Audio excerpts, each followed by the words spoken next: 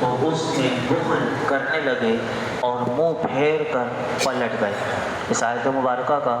شان نزول یہ ہے کہ ایک شخص، اس کا نام ثعلبہ تھا، میرے آقا علیہ الصلوۃ والسلام کی بارگاہ میں آیا اور اس نے عرض کی کہ حضور میرے لیے دعا فرمائیے کہ اللہ مجھے مالدار بنا دے۔ یعنی مالداری کی دعا کے لیے حضور کی بارگاہ میں آیا۔ میرے آقا علیہ الصلوۃ والسلام کی نگاہ نبوت دیکھ رہی تھی۔ حضور نے اس سے فرمایا، اے ثعلبہ، تھوڑا مال جس کا تو شکر ادا کرے اس بہت سے بہتر ہے کہ جس کا شکر ادا نہ کر سکے۔ حضور نے اسے جملہ کہہ کر اسے رخصت کر دیا۔ یہ دوبارہ آیا اور اس نے پھر حاضر ہو کر حضور کی بارگاہ میں یہ درخواست کی اور کہا، اسی کی قسم کہ جس نے آپ کو سچا نبی بنا کر بھیجا، کہ اگر وہ مجھے مال دے گا تو میں ہر حق والے کا حق ادا کروں گا۔ جب اس نے یہ جملے کہے تو میرے آقا علیہ الصلوۃ والسلام نے اس کے لیے ہاتھ اٹھا دی اور اللہ کی بارگاہ میں دعا فرمائی۔ چنانچہ اللہ رب العالمین نے، اس کے پاس بکریاں تھیں، اب اللہ رب العالمین نے حضور کی دعا کی برکت سے اس کی بکریوں میں اتنی برکت عطا فرمائی کہ پہلے تو وہ مدینے کے ارد گرد ہی وہ بکریاں تھیں، لیکن اتنی بڑھ گئیں، اتنی اس میں برکت ہو گئی کہ اب مدینہ شریف کے اندر اس میں گنجائش نہ رہی، تو وہ ثعلبہ ان بکریوں کو لے کر وہ جنگل میں چلا گیا۔ پہلے وہ جمعے میں تمام نماز کی حاضری حضور کی بارگاہ میں وہ پڑھا کرتا تھا، نماز بھی حضور کے پیچھے جماعت کے ساتھ، جمعے کے دن بھی۔ اب وہ جمعے سے بھی گیا، جماعت کی حاضری سے بھی گیا۔ پھر نبی کریم صلی اللہ علیہ وسلم نے اپنے صحابہ سے اس کا حال دریافت فرمایا تو صحابہ کرام نے عرض کیا کہ یا رسول اللہ، اس کا مال بہت کثیر ہو گیا ہے، اب جنگل میں بھی اس کے مال کی گنجائش نہ رہی۔ یعنی حضور کی دعا کی برکت سے اتنا بڑھ گیا کہ جنگل میں بھی گنجائش نہ رہی، اتنا بڑھ گیا۔ تو میرے آقا علیہ الصلوۃ والسلام نے فرمایا، ثعلبہ پر افسوس۔ پھر جب نبی کریم صلی اللہ علیہ وسلم نے زکوٰۃ وصول کرنے کے لیے اپنے نمائندے حضور نے بھیجے تو لوگوں نے جو حضور کے نمائندے گئے تھے، جس کے پاس گئے تھے زکوٰۃ لینے کے لیے، سب نے اپنے اپنے صدقات اور زکوٰۃ حضور کے نمائندوں کو دے دی۔ لیکن جب ثعلبہ کے پاس پہنچے اور بتایا کہ یہ تیرا صدقہ بنے گا تو اس نے کہا یہ تو ٹیکس ہو گیا۔ پہلا جملہ اس نے یہ کہا اور کہا جاؤ پہلے میں سوچ لوں۔ یعنی اس نے حضور کا فرمان یہ نہ سوچا کہ کس کی دعا کی برکت سے یہ سب کچھ ملا، پہلے کہا کہ یہ ٹیکس ہو گیا، اور دوسری بات اس نے کہی کہ میں سوچ کر بتاؤں گا۔ اب جو حضور کے جن کو میرے آقا علیہ الصلوۃ والسلام نے بھیجا تھا، میرے آقا علیہ الصلوۃ والسلام کی بارگاہ میں آئے اور انہوں نے حضور کی بارگاہ میں کچھ عرض کرنے سے قبل وہ کہتے، میرے آقا نے پہلے ہی اپنے نمائندے کے کہنے سے پہلے ہی حضور نے 2 مرتبہ فرمایا، ثعلبہ پر افسوس، ثعلبہ پر افسوس۔ اس کے بعد یہ والی آیت نازل ہوئی کہ وَمِنْهُمْ مَنْ عَاهَدَ اللَّهُ، کہ ان میں کچھ کوئی وہ ہیں کہ جنہوں نے اللہ سے عہد کیا ہوا تھا کہ اگر اللہ ہمیں اپنے فضل سے دے گا تو ہم ضرور خیرات کریں گے اور ہم ضرور بھلے آدمی ہو جائیں گے۔ تو جب اللہ نے انہیں اپنے فضل سے دیا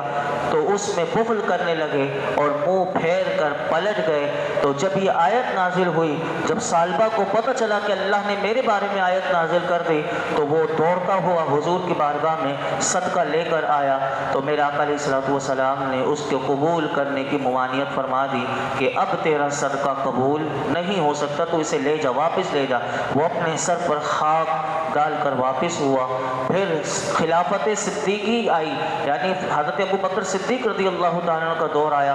اس میں وہ دوبارہ اپنا مال لے کر آیا۔ آپ نے فرمایا کہ نبی پاک صلی اللہ علیہ وسلم نے قبول نہ فرمایا تو میں کیسے قبول فرما لوں؟ پھر وہ واپس چلا گیا۔ پھر فاروق اعظم رضی اللہ تعالیٰ عنہ کا دور آیا، اس میں وہ دوبارہ لے کر آیا لیکن آپ نے قبول نہ فرمائی۔ پھر خلافت عثمانی کا دور آیا، حضرت عثمان غنی رضی اللہ تعالیٰ عنہ کا دور آیا، اس میں وہ دوبارہ لے کر آیا لیکن آپ نے بھی قبول نہ کی اور وہ شخص ہلاک ہو گیا۔ یہاں پر علماء نے ایک بات لکھی کہ سالبہ کی توبہ قبول کیوں نہ ہوئی، کیونکہ قرآن تو کہتا ہے جب بندہ توبہ کر لے، جیسے کل بھی آپ نے دیکھا تھا کہ ایک شخص تھا کہ جس نے منافق تھا لیکن اس نے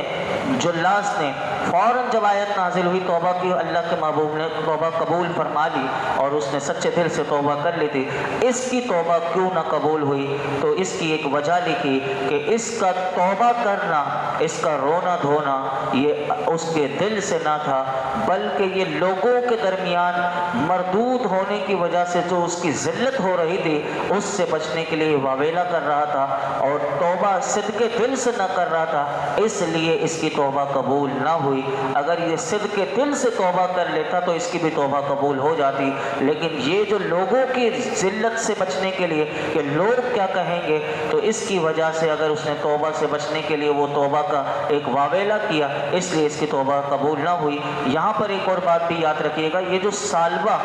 لکھا ہوا ہے اور تفاسیر کی کتاب میں بھی آپ کو یہی نام ملے گا، سالبہ بن حاتب، تو علامہ ابن حجر اسقلانی اور علامہ ابن اسیر جزری رحمۃ اللہ علیہ، ان دونوں حضرات نے یہ تحقیق کی کہ یہ جو سالبہ بن حاتب جو اکثر تفاسیر میں یہ نام ملتا ہے تو یہ اسی کا نام ہے، تو انہوں نے فرمایا یہ درست نہیں، بلکہ سالبہ بن حاتب یہ بدری صحابی ہیں اور ان کے لیے تو قرآن میں کیا مقام، اور وہ جنگ احد میں ہی شہید ہو گئے تھے، جیسے کہ کل جنگ احد کا دن بھی آ رہا ہے تو اس میں وہ شہید بھی ہو گئے تھے۔ تو یہ سالبہ کون سا تھا؟ تو یاد رکھیے گا اس کے بارے میں لکھا کہ یہ سالبہ ابن ابی حاتب تھا یا سالبہ ابن حاتب تھا، دونوں میں سے کوئی بھی تھا، لیکن سالبہ بن حاتب جو ہے وہ بدری صحابی تھے اور یہ جنگ احد میں شہید ہو گئے تھے۔ آگے اللہ رب العالمین نے ارشاد فرمایا فَأَعْقَبَهُمْ نِفَاقًا فِي قُلُوبِهِمْ إِلَى يَوْمِ يَلْقَوْنَهُ بِمَا أَخْلَفُوا اللَّهَ مَا وَعَدُوهُ وَبِمَا كَانُوا يَكْذِبُونَ۔ تو اللہ نے انجام کے طور پر اس دن تک کے لیے ان لوگوں اس دن تک کے لیے ان کے دلوں میں منافقت ڈال دی جس دن وہ اس سے ملیں گے، کیونکہ انہوں نے اللہ سے وعدہ کر کے وعدہ خلافی کی اور جھوٹ بولتے رہے۔ اس آیت کی تفسیر میں امام فخر الدین رازی رحمۃ اللہ علیہ فرماتے ہیں کہ اس آیت سے یہ پیغام مل رہا ہے کہ عہد شکنی یعنی وعدے کو توڑنا اور وعدہ خلافی کرنے والے کا انجام کیا ہوتا ہے؟ تو فرمایا کہ جو یہ دو کام کرتا ہے تو فرمایا دل میں نفاق پیدا ہوتا ہے، تو مسلمانوں پر لازم ہے یہ دو کاموں سے بچیں، کسی سے وعدہ کریں تو وعدے کو پورا کریں اور عہد توڑنے سے اپنے آپ کو بچائیں، کیونکہ یہ نفاق کا بیج دل میں بو دیتا ہے۔ اور حضرت ابو ہریرہ رضی اللہ تعالیٰ عنہ کی ایک روایت ہے کہ اللہ کے محبوب علیہ الصلوۃ والسلام نے ارشاد فرمایا کہ منافق کی 3 نشانیاں ہیں، یعنی یہ تینوں نشانیوں سے ہم سب کو اپنے آپ کو بچانا چاہیے۔ نمبر 1، جب بات کرے جھوٹ بولے، یہ منافق کی پہلی نشانی۔ دوسری نشانی، جب وعدہ کرے وعدے کے خلاف کرے۔ تیسری نشانی کہ جب اس کے پاس امانت رکھی جائے تو خیانت کر دے۔ یہ تینوں باتیں سے ہمیں بچنا چاہیے۔ اور علماء کہتے ہیں اس آیت سے 4 باتیں اور پتہ چلی، وہ یہ کہ بعض گناہ ایسے ہوتے ہیں کہ انسان کو کبھی بدعقیدگی تک پہنچا دیتے ہیں، یعنی انسان کو گناہ سے بچنا چاہیے کہ اس کا عقیدہ بھی خراب ہو جاتا ہے، تو عقیدہ خراب ہو گیا اس کا سب کچھ خراب ہو گیا، اس لیے عقیدے کی درستگی کے لیے گناہ سے بچنا بھی ضروری۔ دوسری بات کہ غریبی میں اللہ کو یاد رکھنا اور امیری میں اللہ کو بھول جانا، کہتے ہیں یہ بھی اس آیت سے پتہ چلا یہ بھی منافقت کی علامت ہے کہ غریبی میں تو بندہ اللہ کو بہت یاد کرتا ہو، اس کے پاس کچھ نہیں ہے، ہر لمحہ اس کی زبان پر اللہ کا ذکر ہے، درود پاک ہے، وہ کچھ نہ کچھ اللہ کا ذکر کر رہا ہے، جیسے اللہ نے اس کو نوازا اب وہ گیا، یعنی اب اس کی زبان سے اللہ کا نام نہ نکلے، تو یہ منافقت کی علامت ہے۔ تیسری بات اسی آیت کے ضمن میں علماء کہتے ہیں کہ آدمی کا ایمان اور تقوی سے محروم ہو جانا یہ اللہ کا عذاب ہے اس کے اوپر۔ اور چوتھی بات فرمایا کہ حضور سے وعدہ کرنا یہ اللہ سے وعدہ کرنا ہے، کیونکہ ثعلبہ نے حضور سے وعدہ کیا تھا لیکن اس نے اس وعدے کو پورا نہ کیا۔ تو علماء کہتے ہیں ثعلبہ کے طرز عمل کو ہم بھی یہ قرآن کی اس آیت کو اور ثعلبہ کے طرز عمل کو اپنے سامنے رکھتے ہوئے ہم سب اپنے حالات کا جائزہ لیں تو ایسا نظر آئے گا کہ ہم بھی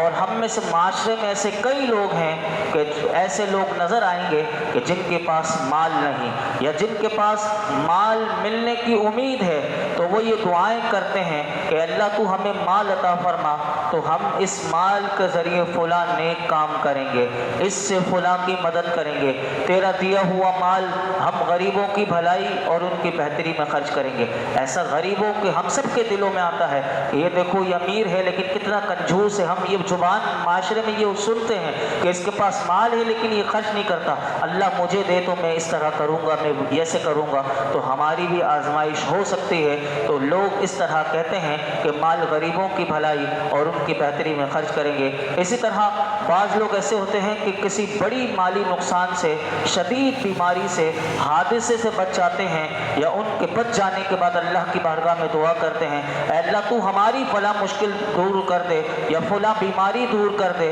یا حادثے سے تو ہمیں جو زخمی ہو گیا اس کو شفا دے دے، اب ہم کبھی تیری نافرمانی نہیں کریں گے۔ کئی ایسے لوگ ہوتے ہیں جو ہاسپٹل کی زندگی سے موت کے منہ سے واپس آتے ہیں اور وہ ہاسپٹل میں یہ اللہ سے وعدے کر رہے ہوتے ہیں کہ یا اللہ اب ہم کبھی تیری نافرمانی نہیں کریں گے اور تیری فرما برداری والی میں اپنی زندگی بسر کریں گے، نماز روزے کی پابندی کریں گے، اپنے مال کی زکوٰۃ دیں گے، اور جن لوگوں کے ہم نے حقوق ضائع کیے ہیں مالک ہم ان کے وہ حقوق پورے کریں گے، خود بھی نیک بنیں گے، دوسروں کو بھی نیک بنائیں گے۔ یا اسی طرح بعض لوگ ایسے ہوتے ہیں کہ ان کو صدمہ پہنچتا ہے، جیسے ان کا کوئی قریبی عزیز رشتہ دار، ان کا گھر والا اچانک مر گیا، اس کا انتقال ہو گیا، اب اس کی اچانک موت پر بندے کو چوٹ لگتی ہے اور وہ اس وقت چوٹ لگنے کے وقت وہ کہتا ہے کہ اب تو میں اپنی قبر کی فکر کروں گا، اب میں اپنی آخرت کی فکر کروں گا، اس کے پاس سب کچھ تھا لیکن یہ اپنی قبر اور آخرت کی فکر نہ کر سکا۔